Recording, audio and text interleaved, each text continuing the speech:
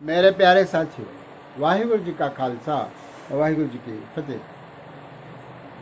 आज हम धन धन साहिब श्री गुरु अर्जन देव जी महाराज की पावन वाणी, जिसकी लड़ीवार विचार हम श्रवण कर रहे हैं, उसकी 21वीं अष्टपदी की 8वीं पौड़ी अर्थात अंतिम पौड़ी का आज हम विचार करेंगे। आओ चित्तवृत्तियों को एकाग्र करके इस 8वीं पौड़ी में सद्गुरु सच्चे पातशाह महाराज हमें क्या उपदेश कर रहे हैं श्रवण करें। पौड़ी इस प्रकार से आरंभ है। जय अवगत भगत तह आप, जहाँ पर वह अवगत जिसकी गति को नहीं जाना जा सकता, ऐसा गहर गंभीर परमात्मा जहाँ पर है वहाँ पर भक्तों का निवास है। जहाँ पर भी प्रभु का निवास है वहाँ पर भक्तों का निवास है, संतों का निवास है, उसके प्यारों का निवास है। और जहाँ भगत तय आप, जहाँ पर भगत है वहाँ पर परमात्मा का निवास है। एक ही बात को दो प्रकार से कहा गया है। जहाँ पर उस अव्यक्त परमात्मा का वास है वहाँ पर भक्तों का भी निवास है, और जहाँ पर भक्तों का निवास है, संतों का निवास है, वहाँ पर परमात्मा का भी निवास है। दोनों भी एक दूसरे के पूरक है। जहाँ एक है वहाँ दूसरा होगा ही। इस विश्वास को दृढ़ करा रहे हैं कि जहाँ भी संत होंगे वहाँ परमात्मा उपस्थित होंगे, हाजिर रहेंगे। फिर आगे कहते हैं, जय पसरे पासार संत प्रताप, जितनी कायनात का पसारा है परमात्मा ने पसारा किया है, वह पासार सारी सृष्टि कायनात ब्रह्मांड संत प्रताप, संतों के प्रताप को बढ़ाने के लिए किया है। जहाँ जहाँ पर भी जितनी जितनी सृष्टि बनी है, हमारा संसार, पृथ्वी बनी है, धरती बनी है, यहाँ पर धरती पे रहने वाले जो लोग हैं, इन सब में संतों का प्रताप हो, इसीलिए परमात्मा ने इस सारे चल अचल सृष्टि का प्रताप विस्तार किया है, इसको बनाया है। दुहों पाक का आपे धनी, दुहों का अर्थ है दो, पाक का अर्थ है पक्ष, यह पक्ष वह पक्ष, यह छोर वह छोर, दोनों पक्षों का आपे धनी प्रभु परमात्मा आप मालक है। यहाँ पर दो पक्ष कौन से हैं? एक संतों का पक्ष जहाँ पर परमात्मा मौजूद है, एक माया में रुचे हुए लोगों का पक्ष जहाँ पर केवल वही लोग हैं, परमात्मा नहीं जाते हैं। ऐसे दोनों पक्षों का जो धनी है, जो मालक है, वह स्वयं परमात्मा है। उनकी शोभा उन्हों बनी, उनकी जो शोभा है वह उनको ही बन आती है, दूसरे किसी को बन नहीं आती है। प्रभु की शोभा प्रभु को बनाती है, संतों की शोभा संतों को बन आती है। आप कौतक करे आनंद चोज, फिर परमात्मा हर प्रकार का जो चोज है वह करता है। और कौतक का अर्थ है तमाशा, यहाँ पर लीला, हर प्रकार की लीला परमात्मा आप करता है। आनंद अनंत स्वरूप में रहता है। चोज, चोज का अर्थ है तमाशा, चोज का अर्थ है क्रीड़ा, खेल।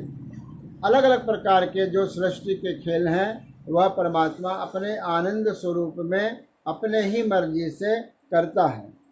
आपे रस भोगन निर्जोग, वह आपे ही यानी स्वयं ही हर प्रकार के रसों को भोगने वाला है, और निर्जोग भी है, निर्लेप भी है।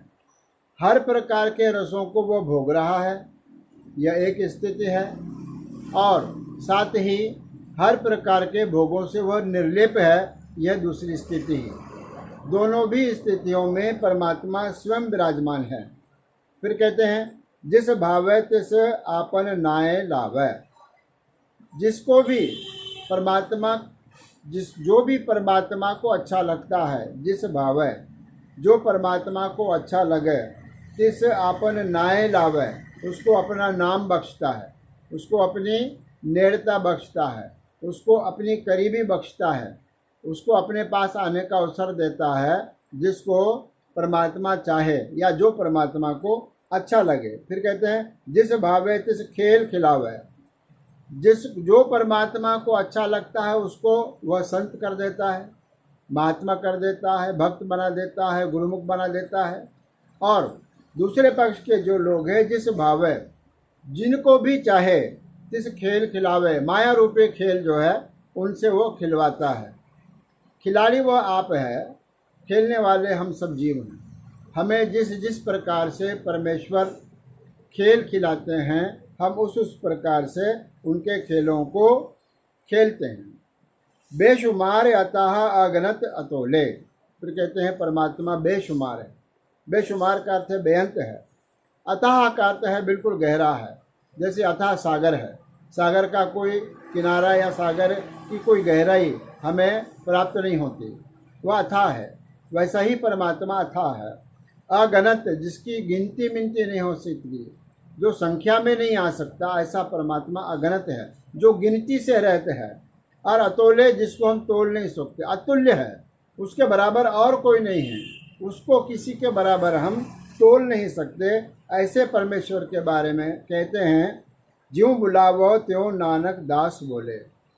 जिस जिस प्रकार से जीवों को परमात्मा बुलवा रहा है वैसे ही जीव बोल रहे हैं।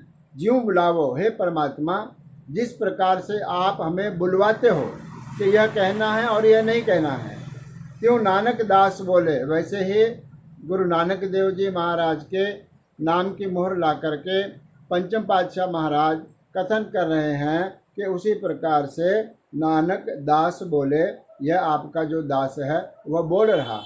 अर्थात यह 21वीं अष्टपदी की जो पूरी विचार है वह जैसे परमात्मा ने कहलवाया है उसी प्रकार से हमने कही है। गुरु महाराज ये कह रहे हैं।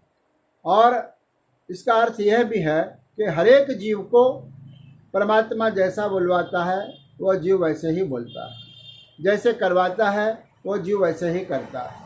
केवल कर्म की छूट है, वह कहीं कहीं पर उसका नियम आता है, अन्यथा परमात्मा के इच्छा के बगैर जीव भी कुछ नहीं कर सकता।